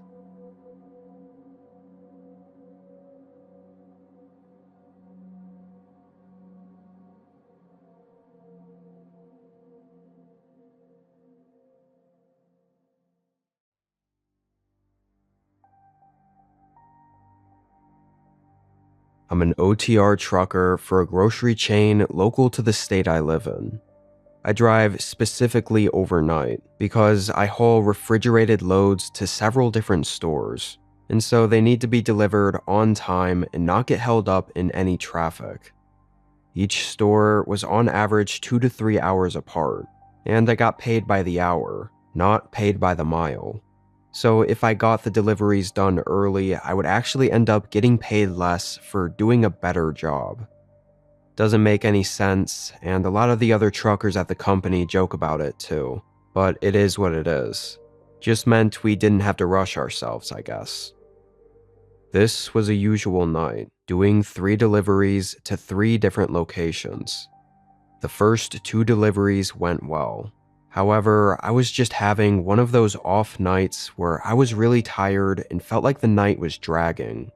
I was also an hour ahead of schedule, so I was debating whether to push through this last delivery and head home early, or to stop and take a break, basically get paid for an hour of napping, then deliver the last one at its scheduled time. As I was deciding, I was en route to the next location, driving through a very dense forested section of the road. It was empty, just like every night I drove on it. But all of a sudden, I saw a guy right in the middle of the road up ahead. I noticed him soon enough to not need to slam on my brakes, but I was going pretty fast, so the stop wasn't too smooth either. The man in the road looked really strange, not hurt or like a hitchhiker, or really showed any reason for why he was out here in the middle of a barren road. Even after I stopped, the guy didn't move. He just stayed standing there. After a second, I realized I was crazy for even stopping, and had a bad feeling about it. So probably just 10 seconds after stopping, I put it back in drive and passed him in the other lane. I kept checking my mirrors as I got further away, and the guy still didn't seem to have moved. A minute further down the road, I passed by a car that was parked on the shoulder. I made the connection that it had to have belonged to that weird guy in the road. But what didn't make much sense was that all of the doors were open. Like all 4 doors, fully wide open. It seemed all too weird to be just some guy stranded, and at least to me, it kind of felt like a trap. Although I didn't have anything else to really go off of. Maybe he had opened all the doors to get people's attention. Whatever it was, it confused the hell out of me, and I knew I had no chance of figuring out any reason for it. So I stopped thinking much of it a few minutes after passing by. After that very strange encounter, I ended up making up my mind that I was going to take a break at wherever the next gas station or rest stop was along the route. Better to be safe and not let myself get too sleepy, and I'd be getting paid for it anyway, so it felt like a no-brainer. About 10 miles down the road, I pulled into a gas station. I had been along this route many times, but never stopped at this one before, because it was older, always had the building closed at night, and just seemed less lively. It never seemed to have any other truckers stopping there. This night was no different. The gas station part was empty, and the large semi-truck parking area behind it was empty too. I pulled into a spot, did one last glance around this almost abandoned feeling gas station, then set an alarm for 40 minutes and laid back in my seat. I woke up what felt like a while later, but my alarm was going off, so I guess it really was only 40 minutes later. My eyes just barely opened enough for me to reach over and turn off the alarm. Though, when my eyes fully opened, I immediately got chills. There was a car parked directly in front of my truck. Its headlights were on, and all the doors were wide open. It was that same car from the side of the road. I started swiveling my head all around, looking all over the parking lot and checking my mirrors. But it was dead silent. There was nothing in the parking lot and nothing in my mirrors. I sat there frozen, scared because clearly something should be wrong, but it was almost like somehow nothing was, which almost made it even more unnerving. Where did the people from this car go? And what the hell was up with all the doors being open? After a minute, I put the truck in drive, backed away, and left the gas station. I thought about it for the last hour of the drive to the last location, and still had no theories for what that was. It happened just 2 months ago from when I'm writing this, and I still can't think of anything. Hopefully, someone else might be able to give me some sort of idea as to what that was. As far as I've seen over these last 2 months, neither the guy in the road or the car have shown up on any of my routes.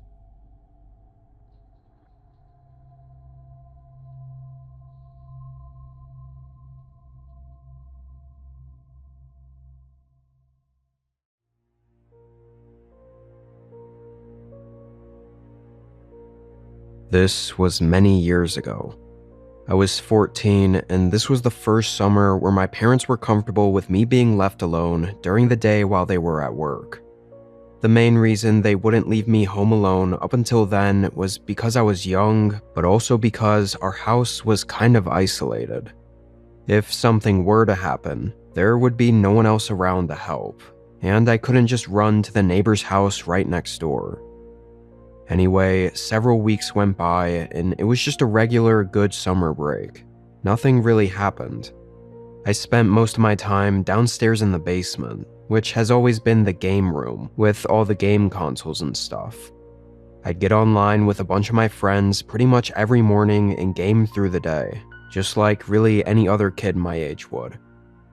But on the day this happened, I woke up really tired and basically just went down to the basement and watched TV for the whole morning. Probably Cartoon Network or whatever I watched as a kid. Around noon though, I heard something upstairs. It sounded like a couple of knocks on a door. I assumed the front door, but when I went up there and looked, no one else was outside the house. I really didn't think anything of it and went right back down to the basement. Like I had mentioned, our home wasn't really in a neighborhood, but a section of wooded land on the outskirts of the town. The driveway was a turn directly off the main road, so someone turning off onto our driveway and coming all the way down to the house was very rare. That's why I assumed the knocking or thumping I heard was just something else, maybe the house making noise. I could count the times we'd gotten a random knock at the door on one hand, and that's after living there for basically my whole life. I unpaused the TV, and after a little while, I turned on the PlayStation and started gaming. None of my friends were online at the time, so I was just playing alone. I think a whole hour went by, and I had my headset on the whole time. But through it, I suddenly heard a thump, loud enough to get me to quickly take the headset off. Then there was another. It almost sounded like a snapping sound of wood being pried or broken. Then there was another. I started to hurry to the stairs to go see what it was, but as I was going up, I started to hear a dull sliding sound. I was almost sure it was a window opening. I stopped before opening the door. 30 seconds went by, and all I could think about was needing to get the phone from the kitchen. But then I heard footsteps enter the house. A few moments later, I saw shadows move under the basement door, passing by and going to the front of the house. I quietly went back down the stairs. I started going back and forth in my head whether the person upstairs was really someone that broke in, or if maybe one of my parents got home from work early. But I knew it was all me just trying to convince myself I wasn't in the situation I was in, because I was scared. I shut the lights off and went to the corner of the basement, hiding in the sump pump closet. It was this very tiny, cramped closet that I don't think a grown person could even fit in, but I thought no one would ever check there. I told myself that the man probably would not even come down into the basement and would just steal some stuff upstairs and leave. I listened for several minutes as his footsteps moved around the upper floor. Then I heard something really strange. The upstairs TV turned on. The living room was right above the corner of the basement I was hiding in, so I could hear the muffled sounds coming through the walls. but after a minute, I heard his footsteps walk around again. He left the TV on though, maybe as a distraction or to hide the sound of any noise he was making. His footsteps walked toward the back of the house, and then it got quiet. He opened the basement door. Through the crack in the closet, I could see a sliver of light pour into the basement, coming from the top of the stairs. His footsteps started walking down, and when he got to the bottom, he didn't turn the lights on. The man looked tall and pretty big, but it was too dark to get any good look at his face or make out any real details. But even with the lights off, he kept walking further into the basement, looking around. And as he did, he was playing with a knife in his hand, tossing it and casually tapping it on his other hand, like this was just another day. There was no fear or urgency in the way he was acting. It was horrifying. The man walked around the basement before taking a seat on the couch, still in the dark. He set the knife beside him and just leaned back. I was trying to breathe as quietly as possible. What the hell was he doing down here? It was over the next 10 minutes that I started to really become aware that this was much worse than a home intrusion robbery. I think he was waiting for someone to come home, like either me or my parents, to then catch them off guard and do something horrible. So he was waiting down here in the dark. I stayed cramped up in the closet, hoping he'd at least at some point get up and go back upstairs. But after what I think was an entire hour, I was pretty sure the guy had fallen asleep on the couch. I didn't know for sure because I couldn't see his face well, but for that entire hour, he hadn't really moved. After waiting all that time though, I started thinking that either way, I needed to make a run for it, because eventually my parents were going to come home, and if I wasn't out of the basement and able to warn them, then things could be really bad. I very slowly opened the closet door. The man didn't move. I then took a quiet step out, definitely within his field of view, and he still didn't move. He was definitely sleeping. I quietly made my way around the couch and up the stairs, grabbing the home phone and taking it outside to call the police. I was really nervous and shaking from all the adrenaline. It took maybe 15 minutes for the police to get there. The guy was still in the basement, but he had probably heard the officers arrive, because when they went down there, they found him awake and trying to crawl out one of the bunk windows. When they dragged him out of the house, I saw his face and something about it was incredibly disturbing. Not because he looked rugged and unhinged, like I was expecting, but because he looked the exact opposite of that.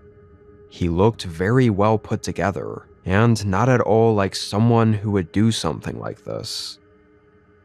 After that, my parents did most of the talking with the police, aside from me giving my account of what had happened.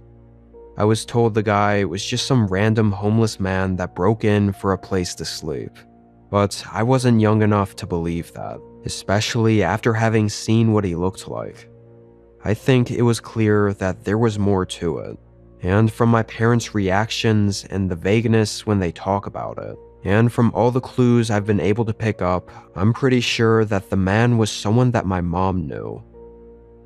I don't know what would have happened if I didn't get out, and my parents walked into the house with no warning.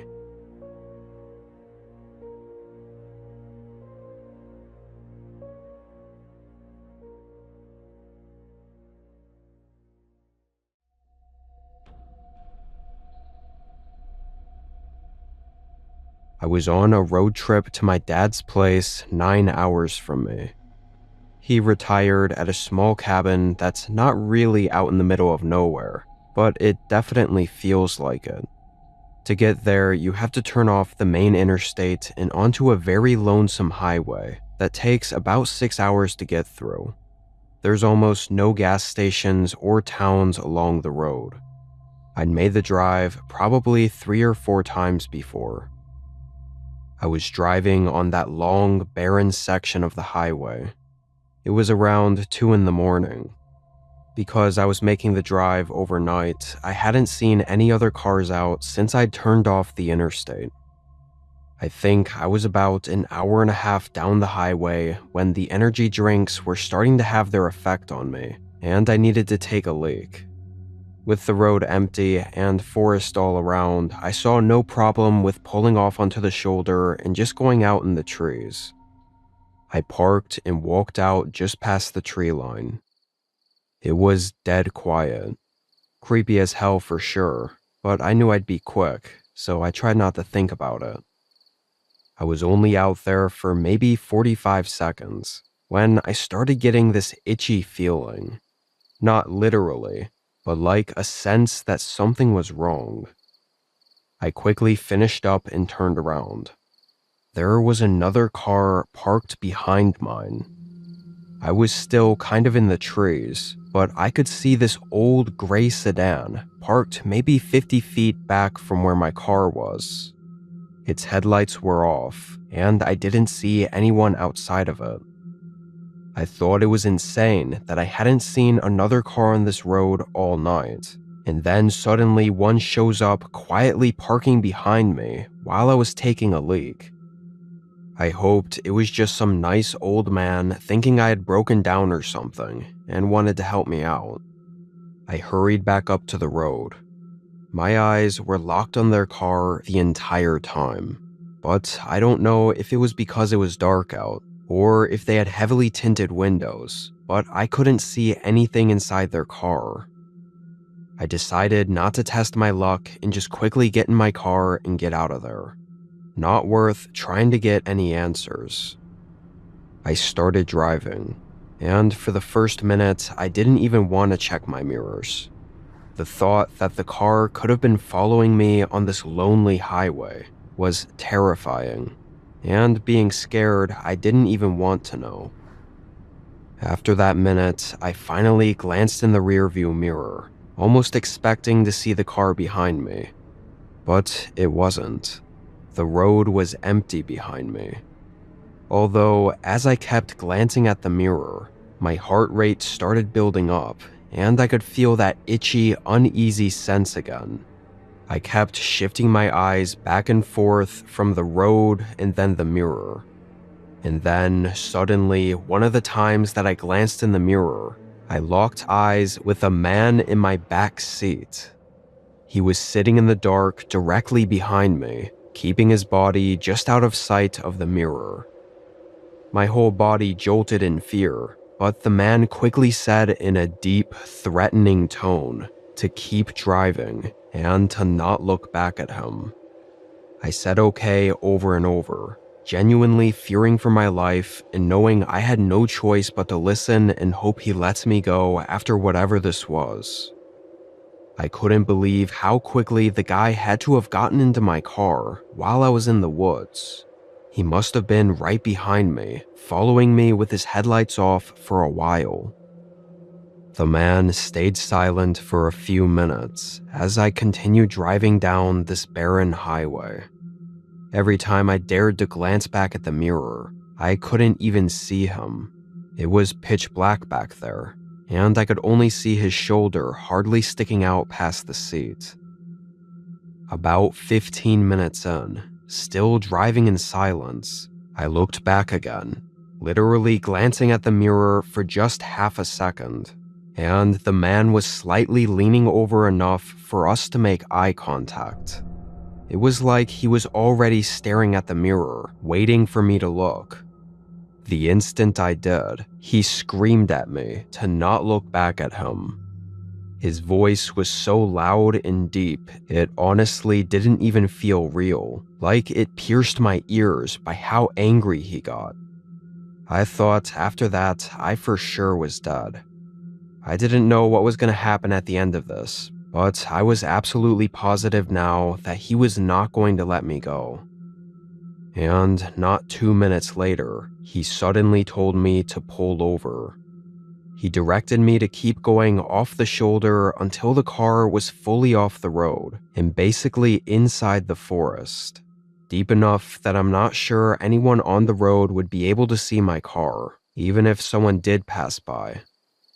He then said in an eerily calm voice, "Do not look back." I was shaking, keeping my wide open, terrified eyes staring down at the steering wheel. I felt the man move around a bit. Then I heard the back door open. That horrible gut feeling got even worse as I heard the man get out of the car. And then in the corner of my eye, I could see him step up to the driver's side window. I could feel his disturbing presence as he stood out there, right beside me, probably staring at me. But I kept my eyes locked on the steering wheel, not daring to look. After 30 seconds, he walked away from the window and toward the back of the car. I felt the car shake a bit, like he might have gotten back into the back seat. I didn't hear any footsteps or any other sounds at all. The back door was still open too. I never heard him shut it. It remained silent for a whole 5 minutes. I didn't know if he was right behind me or if he was outside the car still, but I was so scared to look. And when I finally shifted my eyes over, I didn't see him. He wasn't in the car, and he wasn't outside the car. I didn't see him in the woods either. It was like he just vanished without even making a single footstep. I put the car in drive and got the hell out of there. I spent the next 2 hours checking my mirror every 10 seconds before finally getting to a small town where I could inform police and recollect myself.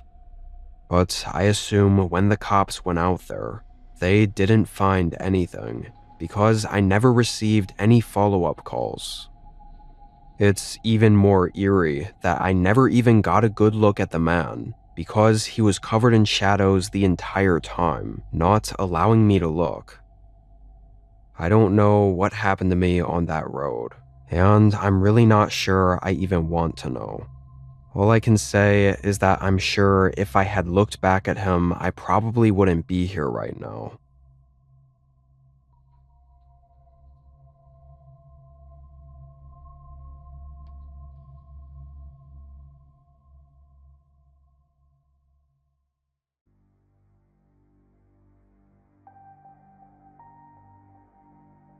I like to go on a lot of solo adventures, primarily in forests or nature areas that I find interesting. But I'll also go to urban exploring areas, like abandoned spots and stuff. A very common way I do this was just by browsing through certain subreddits or online forums for less known about spots. And I'd never had anything even remotely unsettling or bad happen before this. Although, what happened on this trip, I honestly can't even fully process still, almost 4 months later. On one of my go-to subreddits, I found a spot that I thought looked interesting. It was a post with basically zero traction, and the OP described the spot as this area in the forest that had several scattered caves, or cave openings, all around. He said like 10 to 15 openings, which sounded really cool. Only thing was that it was kind of a far hike, which meant I had to pack my camping gear and spend at least a night out there. I thought it was worth it though. I drove 3 hours to a section of a national forest. Obviously, I'm not going to give an exact location, but it was very remote. The trailhead wasn't even a real trailhead. It was 4 miles down a sketchy dirt road that basically just ended. No parking area or turnaround spot. It was just a dead end that supposedly was where the trail started. But there was a faint footpath going into the forest, so I just pulled into the grass off the road and parked. Then grabbed my bag, double-checked everything, and headed in. I'm not entirely sure how I could tell, but somehow it was very clear to me that nobody else used this trail. Not frequently, at least. I'd been on plenty of older, lesser used trails before, but this one seemed different. This one felt different, like I was entirely alone in the whole forest, in an eerie, uncomfortable way. But I kept going. Took several hours before I got to the point where the OP had marked for where the start of the caves was. And right in the middle of this small clearing, there was a medium-sized tent. It looked abandoned, like all dirty and hardly standing up. No one seemed to be around either. Honestly, I can't think of many things more disturbing to find abandoned than a tent. Now that I've had more time to think of it, the only real reason a tent would ever really be abandoned is if someone needed to leave in a hurry. Like just grab their bag and run, because the tent is the only thing that takes a while to pack. So, what did this person run from? I was stupid to not think more on this while I was actually there. I passed it and started heading toward the side of the mountain, where there was a large rock face and on it were several openings. A few of them were small that I'd have to crawl into, so I didn't bother with those. But there was one much larger opening. It was actually one of the more hidden ones, blocked by a bunch of trees and bushes. I stood at the opening and took out my flashlight. The wide opening very quickly narrowed into a tighter, almost tunnel-like passage. Sort of like a mine shaft, but definitely a little bit bigger and not man-made. The flashlight reached pretty far, but even still, at the end of the light, it was just pitch dark. And with only taking a couple steps in, I got this horrible gut feeling. I stopped, and after a second, I made probably the only good decision of this entire trip, and I left the cave. I went and looked into a few more, but I just had a bad feeling about them, and ultimately chose not to enter any of them. I was still walking around by the caves and trying to decide whether to camp by the other tent or to just go off the trail somewhere and set up, when suddenly I heard something. It came from the larger main cave entrance. The sound was echoey and distorted, almost like a mixture between a laugh and a scream. It wasn't loud enough to give me a jump scare, but the way it sounded definitely unsettled me. I had no idea what made that sound. It kind of sounded human, again like a laugh or a scream, but it also kind of didn't. I really just don't know. And afterward, it was silent. I only stayed another 30 seconds before just moving back to the trail. I kept looking over my shoulder, still feeling something was really off about this place. I walked an hour down the trail before the sun started getting too low for me to continue reliably following the path, and so I just set up camp right alongside it. I got my tent up and didn't even bother with a campfire. I really just wanted the night to be over with and to get out of there first thing in the morning. Of all the remote, strange places I'd been to, this was the only time I'd ever had this sort of bad gut feeling, so it felt like it had to be for a reason. I stayed inside my tent for a couple hours, laying down and waiting to fall asleep. And then, pretty suddenly, as I was laying there, I started to get really uncomfortable. The kind where my body was telling me I needed to look around to make sure nothing was out there. I hadn't heard anything, though. The feeling really just came out of nowhere. But there was another part of me that really did not want to unzip my tent and look out, though, knowing it was going to be extremely dark and probably just make me feel even more uneasy even if I didn't see anything. After 5 minutes, I couldn't take it anymore. It was like this really strong, suspenseful tension feeling that I needed to get rid of. I unzipped the tent and looked out into the dark. Immediately, I felt a spike of fear unlike anything I'd ever experienced before. Down the trail, toward where the caves were, someone was standing there. And after a second, I noticed more people, just standing there loosely grouped together, and they were all maybe just 20 feet from my tent. They definitely saw me. It looked like they had been there for a while, just observing me. I quickly grabbed my bag and jumped out of the tent, not bothering with taking it down or even grabbing any of the smaller things that I had outside of my bag.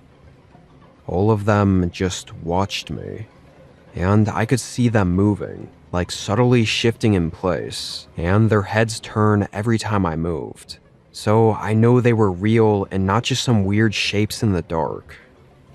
I started backing up, going down the trail, but still facing the group, scared to look away for even a moment. Eventually, I was far enough back that I couldn't see them anymore, and that's when I turned around and started hurrying. The path was very difficult to follow, so even going quick wasn't actually that fast.